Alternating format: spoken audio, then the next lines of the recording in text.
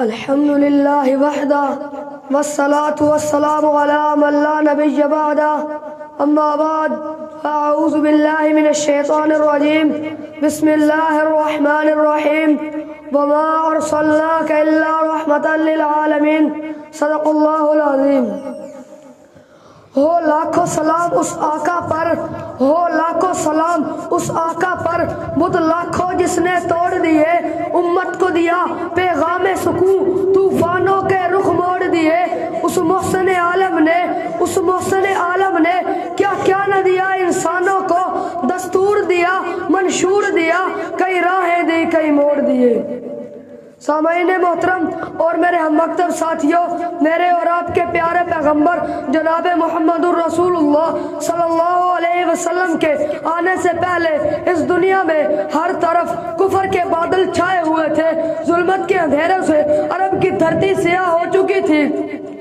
ظلمت کے اندھیروں سے عرب کی دھرتی سیاہ ہو چکی تھی، عورت کا معاشرے میں کوئی مقام نہ تھا، بچیوں کو زندہ دفن کر دیا جاتا تھا، حتیٰ کہ بیت اللہ شریف میں مشرکین مکہ نے 360 بت لٹکا رکھے تھے۔ ضلالت و گمراہی انسان کا مقدر بن چکی تھی۔ پھر اسی اسنا میں اللہ تعالیٰ کو انسانیت کی اس حالت پر رحم آیا تو پھر اس اسنا میں اپنے پیارے پیغمبر کو اس دنیا میں بھیجا۔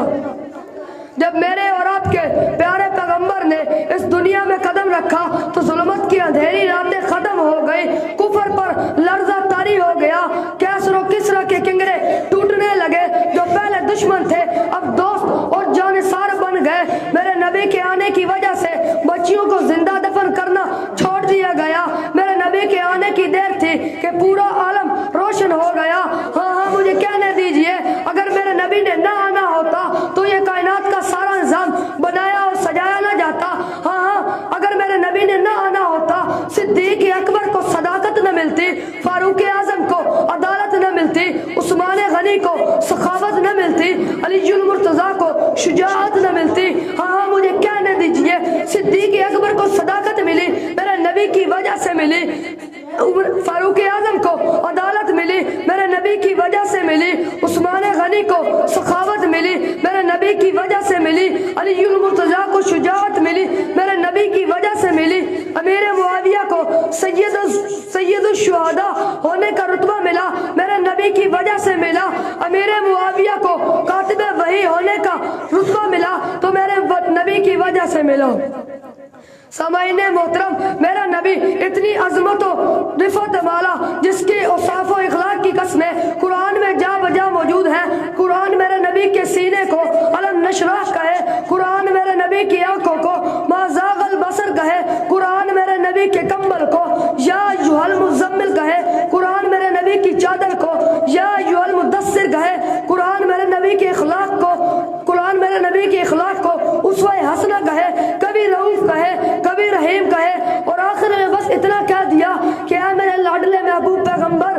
تو رحمت للعالمین ہے، میں رب العالمین ہوں۔